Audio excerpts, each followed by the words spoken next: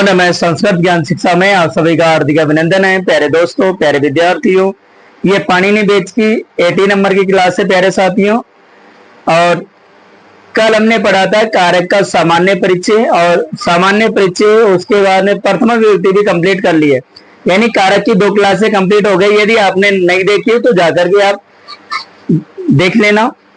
आगे हम बात करते हैं, हम कर्म कारक पढ़ेंगे आज। कर्म कारक द्वितीय विभक्ति है ना, कर्म कारक द्वितीय विभक्ति के बारे में पढ़ेंगे। तेरे साथ यदि आप मेरे चैनल पर नए हैं तो मेरे चैनल को लाइक शेयर और सब्सक्राइब जरूर करिए। चलिए, कर्म कारक द्वितीय विभक्ति हम पढ़ने जा रहे हैं। कर्म कारक द्वितीय विभक्ति की परिभाषा पढ़ेंगे। पहले हम देखना, कर्ता जिसको बहुत अधिक चाहता है उसे कर्म कारक कहते हैं।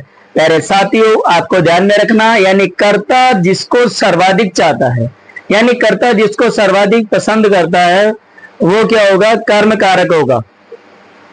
जैसे राम है जयपुरम गच्छति, राम जयपुर जाता है।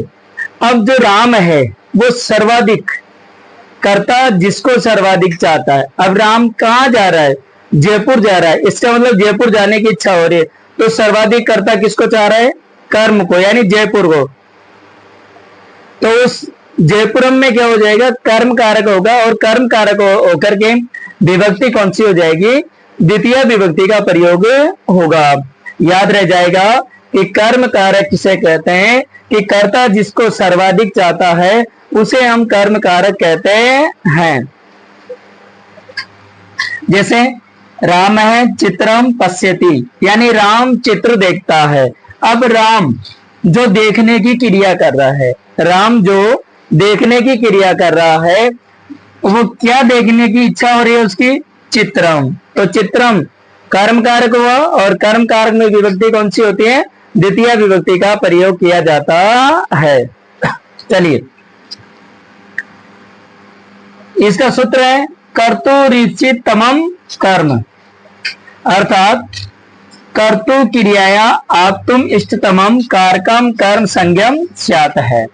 कर्तुम क्रिया, यानी कर्ता और क्रिया में जो आप्तुम इष्टतमम, यानी जो कर्ता का सबसे पसंदीदा हो, यानी कर्ता जिसको सर्वाधिक चाहता है, आप्तुम इष्टतमम कारकम कर्म संज्ञम स्यात् है, उसकी क्या होती है कारक, उस कारक की कर्म संज्ञा होकर के द्वितीय विभक्ति का प्रयोग किया जाता है। तो याद रह जाएगा, कर्तुरिचितमम कर्म है, सूत्र है, ये कहता है कि कर्तु क्रियाया आप्तुम इष्टतमम कारकम कर्म संज्ञम स्यात् है। इसका सूत्र है कर्म द्वितीय विभूति का सूत्र है, द्वितीय विभूति करने का कर्मणि द्वितीय। कर्मणि द्वितीय का मतलब होता है कि कर्म कारक में द्वितीय विभक्ति का प्रयोग किया जाता है। ठीक है, इसकी वृत्ति है अनुक्ते कर्मणि द्वितीय स्यात्, यानी अनुक्त कर्म में द्वितीय विभक्ति का प्रयोग किया जाता है। जैसे हरिम बजती, जैसे यहां मैं एक सर्वनाम का प्रयोग करूं, किससे हरिम बजती, यानी वह हरि को बजता है। अब वह बजने की क्रिया कर रहा है, किसको बज रहा है, हरि को बज रहा है, तो ये क्या हो जाएगा, कर्म कारक हो जाएगा। और कर्म कारक होकर के विभक्ति कौन सी हो जाएगी, द्वितीय विभक्ति हो जाएगी। कौन सी हो जाएगी, द्वितीय विभक्ति। यह दे रखा है कि राधा हरिम बजती, यानी राधा हरिम बजती, राधा हरिम बजती, राधा हरि को बजती है। अब ये राधा तो क्या हो गई, कर्ता, और ये बजती क्या हो गई, क्रिया। अब राधा किसको बज रही है, हरि को बज रही है, तो ये क्या हो गया, कर्म हो गया। ठीक है, और इसकी कर्म संज्ञा होकर के कर्मणि द्वितीय से क्या हो जाएगी, द्वितीय विभक्ति हो जाती है। आगे दे रखा है दूसरा सूत्र है अदि सिंह इस्ता असम कर्म है। अदि सिंह इस्ता असम कर्म है। यह सूत्र कहता है कि अदि उपसर्ग, आदि उपसर्ग पूर्वक सिंह धातु, सिंह का अर्थ होता है सोने अर्थ में, स्था और ठहरना, आस और बैठना धातुओं के आधार की कर्म संज्ञा होती है। जैसे हरि वैकुंठम अधिसेते, यानी हरि वैकुंठ में सोते हैं। फिर दूसरा बन जाएगा हरि वैकुंठम अधितिष्ठति, हरि वैकुंठ में रहते हैं। फिर हो जाएगा हरि वैकुंठम अध्यास्ते, हरि वैकुंठ में क्या करते हैं, बैठते हैं। तो चारों जो सेंटेंस बनेगा वो पीछे की क्रिया चेंज होगी, बाकी सेम होगा। अब देखिए सिंह धातु और स्था के रूप चलते हैं, तिष्ठति, तिष्ठत, तिष्ठन्ति, तिष्ठसि, तिष्ठत, तिष्ठत, तिष्ठामि, तिष्ठाव, तिष्ठामः, इस तरीके से रूप चलते हैं इसके। ठीक है, तो हो गया। तो यहां वैकुंठम में क्या हो जाएगा, वैकुंठम में कर्म कारक हो जाएगा। कौन सा कारक होगा, कर्म, यानी वैकुंठम क्या हो गया, कर्म हो गया। यानी हरि कहां सोते हैं, वैकुंठ में, तो ये हो जाएगी यहां पर कर्म कारक द्वितीया विभक्ति। कौन सी हो जाएगी, कर्म कारक द्वितीया विभक्ति। ठीक है, आप जल्दी से इसका स्क्रीनशॉट ले लीजिए। अब आगे हम बात करते हैं। देखिए एक वार्तिक है कि अभितः परितः समया निक्सा हा प्रतियोगे अपि, यानी अभितः, अभितः का अर्थ होता है दोनों ओर, परितः का अर्थ होता है चारों ओर, समय का अर्थ होता है समीप अर्थात पास में, निक्सा का अर्थ भी निकट होता है या पास में होता है। हा का अर्थ खेद अर्थात शोक व्यक्त करना, और प्रति का अर्थ होता है की ओर। इन पदों में भी द्वितीय विभक्ति का प्रयोग होता है, जिसे हम कहते हैं उपपद विभक्ति, कि जहां पद को मान करके विभक्ति होती है तो वहां होती है उपपद कारक विभक्ति। ठीक है, चलिए अभितः है दोनों ओर, परितः है चारों ओर, समया समीप अर्थात पास में, निक्सहा निकट, हा शोक अर्थ में, और प्रति की ओर, ठीक है, के योग में द्वितीय विभक्ति होती है। ठीक है, देखना जैसे यहां दे रखा है प्यारे साथियों, ग्रामम, ग्रामम अभितः जलम अस्ति, यानी गांव के दोनों ओर जल है। अभितः का अर्थ होता है दोनों। अब देखिए यदि इस प्रकार विभक्ति प्रयोग करवाएं और यहां से ग्रामम खाली होगा और यहां लिखा हुआ मिलेगा ग्राम ओनली, क्या लिखा हुआ मिलेगा, ग्राम। अब आपको देखना होगा कि विभक्ति प्रयोग कीजिए, तो आपको क्या करना है कि जब ये अभितः लिखा हुआ है इसको पहचानना है कि सर ने बताया था कि अभितः परितः समया निक्साहा प्रतियोगे अपि, यानी इनमें अभितः के योग में, परितः के योग में, अभितः परितः समया के योग में और निक्सा के योग में, हा के योग में और प्रति के योग में, इनमें क्या होती है, द्वितीय विभक्ति का प्रयोग होता है। तो ग्रामम में क्या होगी, द्वितीय विभक्ति होती है। विद्यालयम परितः वृक्षा सन्ति, यानी विद्यालय के चारों ओर वृक्ष हैं, विद्यालय के चारों ओर पेड़ हैं। तो देखिए प्यारे साथियों यहाँ दे रखा है कि परितः है, परितः को देख करके विद्यालय शब्द में द्वितीय विभक्ति आपको करनी है।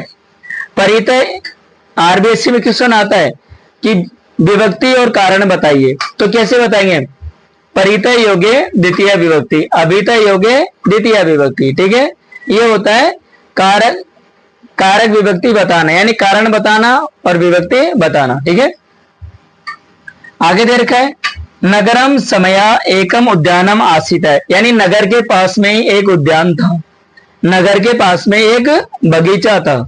तो यहाँ देखिए ये समया लिखा हुआ है, इसको पहचान करके हम नगरम में, नगर में क्या कर देंगे, द्वितीय विभक्ति करेंगे तो क्या बनेगा, नगरम।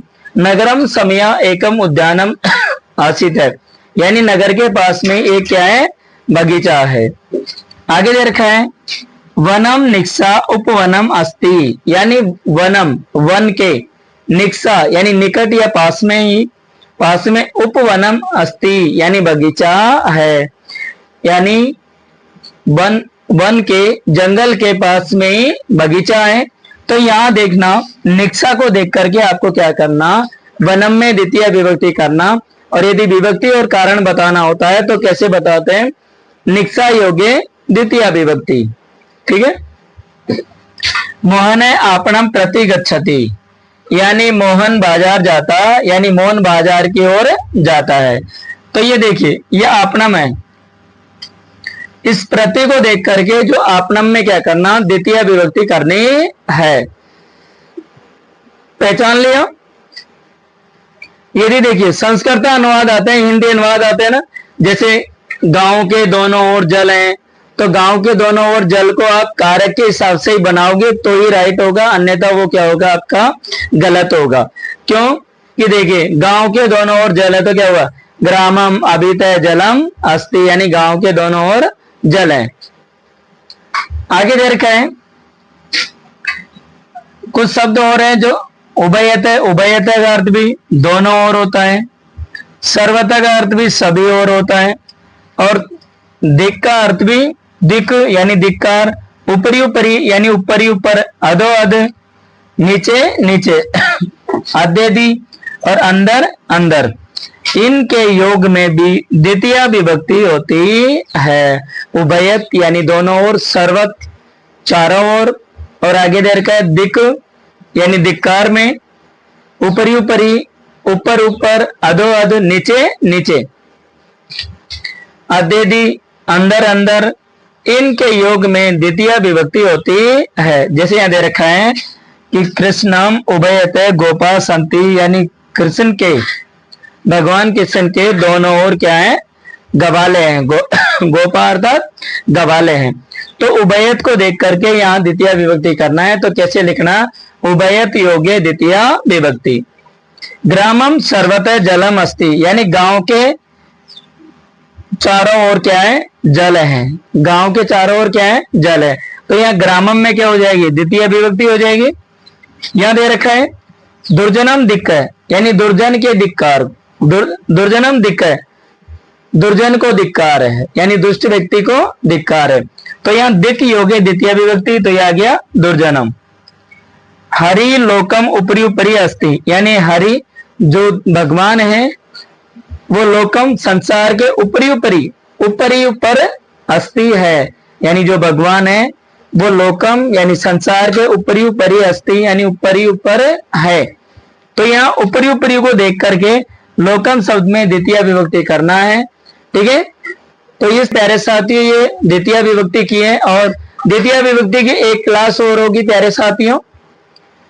मिलते हैं प्यारे साथियों अगली क्लास में, अगले वीडियो में। तब तक के लिए जयतु भारतम जयतु संस्कृतम।